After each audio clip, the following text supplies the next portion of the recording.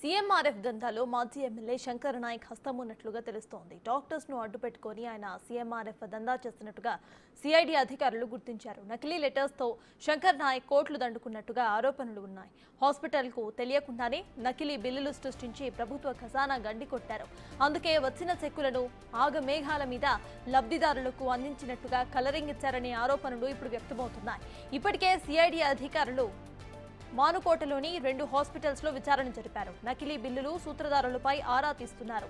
Siddhartha, Sanjeevani hospitals నుంచే బిల్లులు తయారీ జరిగినట్టుగా తేల్చారు.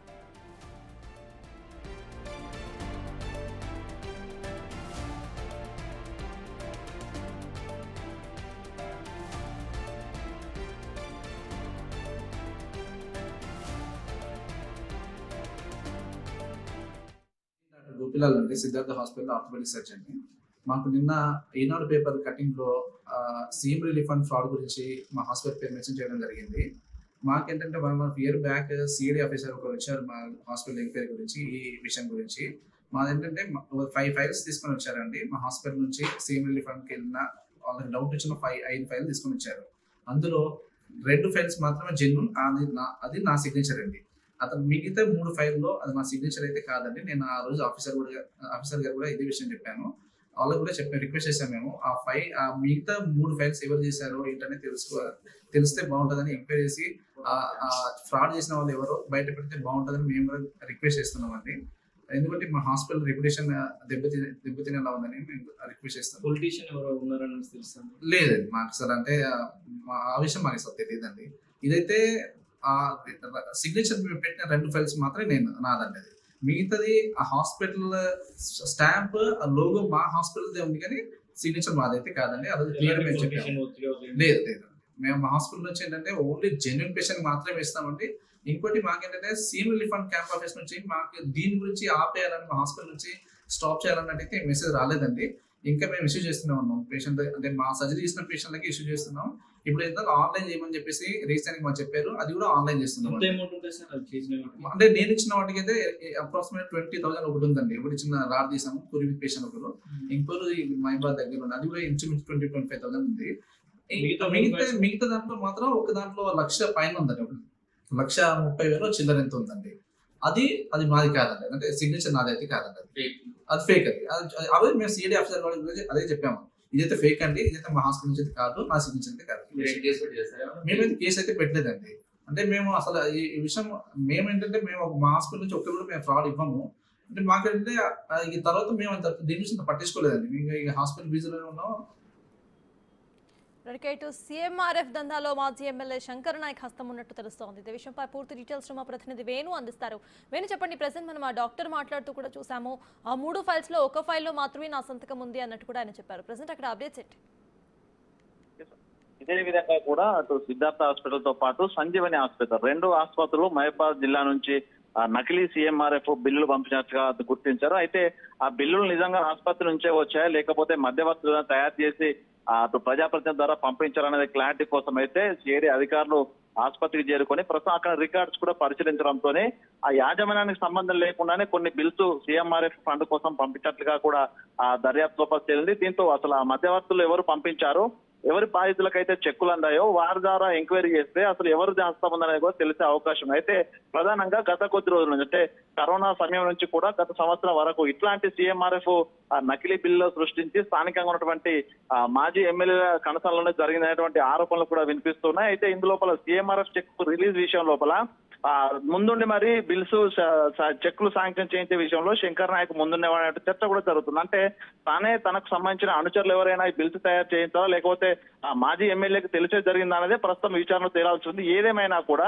భారీ స్థాయి లోపల, అంటే కరోనా సమయం లోపల ఇష్టారీతిన సీఎంఆర్ఎఫ్ చెక్కులు రిలీజ్ అయిన నేపథ్యంలో అందులో అసలు ఎన్ని నకిలీ ఉన్నాయో కూడా ఇంకా పూర్తి స్థాయి దర్యాప్తు జరగాల్సింది. కాబట్టి ఇందులో అసలు మాజీ ఎమ్మెల్యే పాత్ర ఏందా, తన అనుచరుల పాత్ర ఉందా అనే దానిపైన కూడా ప్రస్తుతం సిఐడి అధికారులు అయితే విచారణ జరుపుతున్నారు. దీనికి సంబంధించి హాస్పిటల్ యాజమాన్యాలు కూడా మాకు తెలియకుండా ఫోర్జరీలు చేశారు, మా సంతకాలను ఫోర్జరీ చేసి నకిలీ బిల్లు సృష్టించారు కాబట్టి సిఐడి అధికారుల విచారణ తర్వాత కూడా తాము కూడా లీగల్ గా ప్రొసీడ్ అవుతాము. దీనిలో ఎవరు భాగస్వాములైనా కూడా తమ ఆసుపత్రుల యాజమాన్యానికి సంబంధించిన స్టాంపులు సంతకాలు ఫోర్జరీ చేశారు కాబట్టి తాము కూడా లీగల్ గా మూవ్ అయ్యే పరిస్థితి కూడా కనిపిస్తుంది. మొత్తానికి పూర్తి స్థాయి ఎంక్వైరీ జరిగితే ఇందులో ఆ మాజీ ఎమ్మెల్యేల హస్తము తన అనుచరుల హస్తం అయితే బయటపడ్డ తర్వాతనే దీనికి సంబంధించి అసలు ఎంత ఫ్రాడ్ జరిగింది, ఇందులోపల ఎవరెవరు కీలక సూత్రాల అంశాలు కూడా త్వరలోనే బయటకు వచ్చే అవకాశం అయితే కనిపిస్తా ఉంది.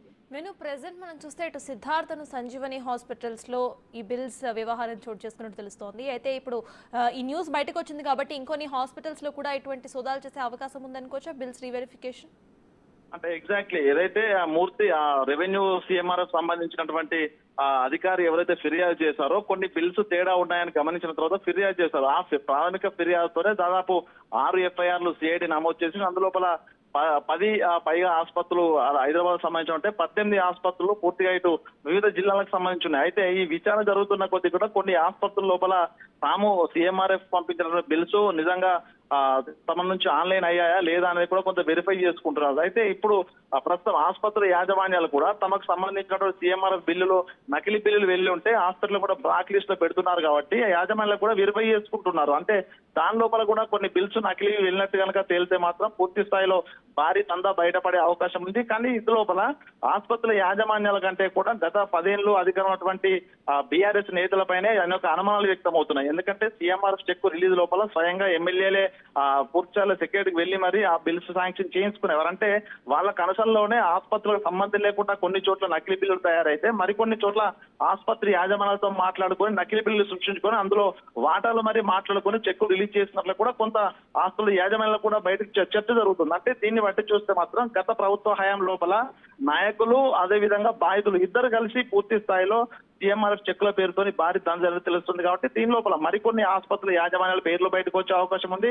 పూర్తి స్థాయిలో ఈ 6 సంవత్సరాలు అంటే ప్రధానంగా కరోనా సమయం నుంచి ఇప్పటి వరకు రిలీజ్ అయిన సిఎంఆర్ఎఫ్ చెక్కుల విషయం లోపల వెరిఫై చేసుకుంటే మాత్రం భారీ స్థాయిలో ఆసుపత్రుల గుట్టంతా బయటపడే అవకాశం ఉంది. అయితే దీనిలో ఆసుపత్రి యాజమాన్యాలు కీలకమా నిజంగా మాజీ ఎమ్మెల్యేలు గతంలో ఉన్న నాయకులు కీలకమా అనేది కూడా ఈ ఎంక్వైరీలో అయితే తెలిసే అవకాశం అయితే కనిపిస్తూ ఉంటుంది. ఫైనలీ ప్రెసెంట్ అయితే ఎమ్మెల్యే శంకర్ నాయక్ పేరు వినిపిస్తోంది కాబట్టి ఆయన మీద ఎటువంటి చర్యలు తీసుకునే అవకాశం ఉందనుకోవచ్చు, లేకపోతే సిఐడి అధికారులు అక్కడికి వెళ్లి సోదాలు ఏమైనా నిర్వహించే అవకాశం ఉందనుకోవచ్చా?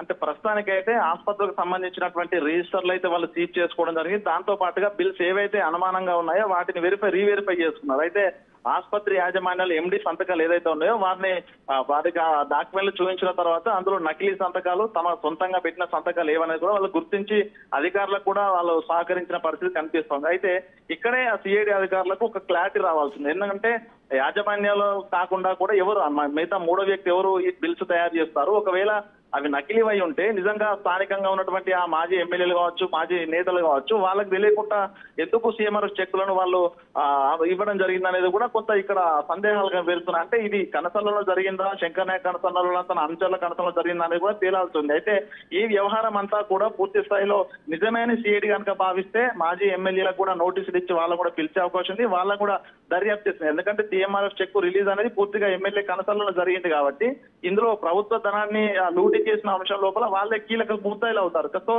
దానికి అంతా చూసుకుంటే మాత్రం శంకర్ నాయక్ కూడా త్వరలోనే సిఐడి ఎంక్వైరీ చేసే అవకాశం కనిపిస్తోంది. తన దగ్గర కూడా దాదాపుగా 100ల సంఖ్య లోపల సిఎంఆర్ఎఫ్ చెక్కులకు సంబంధించి ఫైల్స్ ఉండేవంటూ స్థానిక చర్చ జరుగుతుంది. అంటే తన దగ్గర ఈ సిఎంఆర్ఎఫ్ సంబంధించిన చెక్కుల బిల్లులు డూప్లికేట్ బిల్లు తయారైతాయనే చర్చ కూడా మానకోట్లో జరుగుతుంది. కాబట్టి త్వరలోనే శంకర్ నాయక్ విచారించి పూర్తి స్థాయిలో తన ప్రమేయం ఉందా లేదని కూడా తేలిస్తే మాత్రం ఒకవేళ కనుక తన ప్రమేయం ఉంటే మాత్రం ప్రభుత్వం సీరియస్ యాక్షన్ తీసుకునే అవకాశం కనిపిస్తోంది. కాబట్టి సిఐడి అధికారులు నెక్స్ట్ స్టెప్ ఏందనేది కూడా తెలియాల్సి ఉంది. ఒకవేళ మాజీ ఎమ్మెల్యేని పిలిస్తే మాత్రం పూర్తి స్థాయిలో ఈ బండారం మహబూబాబాద్ కేంద్రం బండారం కూడా బయటకు వచ్చే అవకాశం కనిపిస్తుంది. ఒకవేళ తన పాత్ర తేలితే మాత్రం సీరియస్ యాక్షన్ తీసుకునే అవకాశమే కనిపిస్తోంది.